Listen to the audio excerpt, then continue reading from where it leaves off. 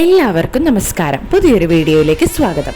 കർക്കിടക വാവു ബലിയോടനുബന്ധിച്ച് പിതൃതർപ്പണത്തിന് കേരളത്തിൽ ഏറ്റവും പ്രശസ്തി ആർജിച്ചിട്ടുള്ള തിരുനാവായ ശ്രീ നാവാമുകുന്ദ ക്ഷേത്രത്തെ പറ്റി അല്പം വിവരങ്ങളും അവിടുത്തെ കുറച്ച് കാഴ്ചകളും നിങ്ങളുമായി പങ്കുവയ്ക്കാം എന്നാണ് ഞാൻ ഇന്ന് ഉദ്ദേശിച്ചിട്ടുള്ളത്.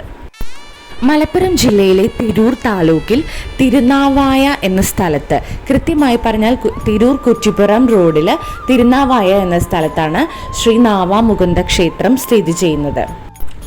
മഹാവിഷ്ണു നാവാമുകുന്ദൻ എന്ന പേരിൽ അറിയപ്പെട്ടുകൊണ്ടാണ് ഇവിടെ പ്രതിഷ്ഠയുള്ളത്. അതോടുകൂടി തന്നെ മഹാലക്ഷ്മിയും വാണരുളുന്നു എന്നുള്ളത് ക്ഷേത്രത്തിന് കുറച്ചുകൂടി കീർത്തി നൽകിയിട്ടുള്ള ഒരു കാര്യമാണ്.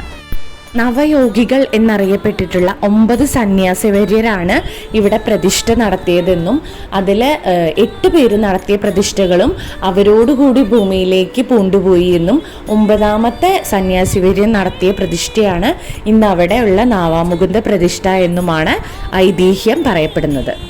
നമുക്കറിയാം, പിതൃതർപ്പണ കർമ്മങ്ങൾക്ക് ഏറ്റവും പ്രസിദ്ധമാണ് തിരുനാവായയിലെ ത്രിമൂർത്തി സംഗമസ്ഥാനമെന്ന്. മഹാവിഷ്ണുവിൻ്റെ പ്രതിഷ്ഠ നാവാമുകുന്ദനായിട്ടും അതുപോലെ അവിടെ ഭാരതപ്പുഴയുടെ അക്കര കടവിൽ ബ്രഹ്മാവിൻ്റെ പ്രതിഷ്ഠയും അതുപോലെ ശിവപ്രതിഷ്ഠയും ഉണ്ട്. അപ്പോൾ ഈ 3 ത്രിമൂർത്തികളെയും വന്ദിച്ചുകൊണ്ടാണ് ഇവിടെ ഈ ബലികർമ്മങ്ങൾ നടത്തപ്പെടുന്നത്. ആണ്ടുശ്രാദ്ധം, അസ്ഥിസ്ഥാപനം, വാവുബലി തുടങ്ങി പ്രത്യേക ദിവസങ്ങളിലും നിത്യേനയായിട്ടുള്ള പിതൃകർമ്മങ്ങളും ഇവിടെ നടന്നു വരുന്നുണ്ട്. പ്രശസ്തരായ ഒരുപാട് വ്യക്തികളുടെ ചിതാഭസ്മം ഭാരതപ്പുഴയിൽ നിമജ്ജനം ചെയ്തിട്ടുണ്ട്. അക്കൂട്ടത്തിൽ ഏറ്റവും പ്രധാനിയായി നമ്മൾ പറയേണ്ടത് നമ്മുടെ രാഷ്ട്രപിതാവായിട്ടുള്ള മഹാത്മാഗാന്ധിയുടെ ചിതാഭസ്മം ഭാരതപ്പുഴയിൽ നിമജ്ജനം ചെയ്തതിൻ്റെ സ്മരണയ്ക്കായിട്ടാണ് അവിടെ ആ ഒരു നാവാമുകുന്ദ ക്ഷേത്രത്തിലേക്ക് പോകുന്ന വഴിവക്കിൽ തന്നെ ഗാന്ധി സ്മാരകം പണിതു വെച്ചിട്ടുള്ളത്. നാവാമുകുന്ദനോട് ചേർന്ന് ഭാരതപ്പുഴയുടെ തീരത്താണ് പണ്ട് മാമാങ്ക ഉത്സവം നടന്നിരുന്നത് എന്നുള്ളതും ഈ മണ്ണിൻ്റെ ശ്രേഷ്ഠത ഏറ്റവും കൂടിയ രീതിയിൽ നിലനിർത്തുന്നതാണ്.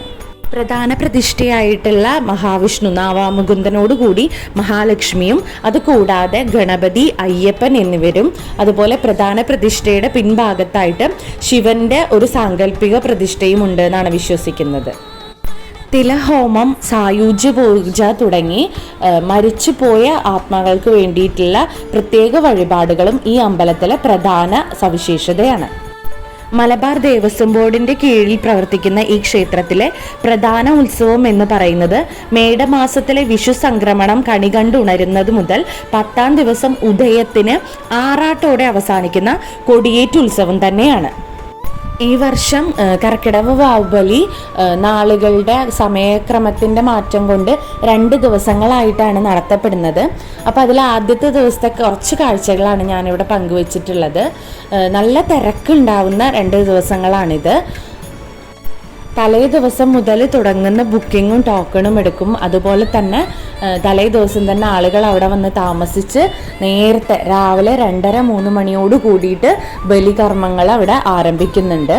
വരുന്ന എല്ലാവർക്കും കയ്യിലുള്ള സാധനങ്ങൾ സൂക്ഷിക്കാൻ അവിടെ ക്ലോക്ക് റൂമും അതുകൂടാതെ തന്നെ ബലിതർപ്പണത്തിൻ്റെ മേൽഭാഗത്തായിട്ട് വെക്കാനുള്ള സൗകര്യങ്ങളും ഉണ്ട്. എല്ലാവർക്കും അവിടെ അന്നദാനവും ഉണ്ട്. അതൊരു വലിയ കാര്യം തന്നെയാണ്. പിന്നെ ഇത്രയും കൂടുതൽ മഴ പെയ്ത സമയമായതുകൊണ്ട് അടിയൊഴുക്കുള്ളത് എല്ലാവരും ശ്രദ്ധിക്കുക. അപ്പോൾ താങ്ക് യു.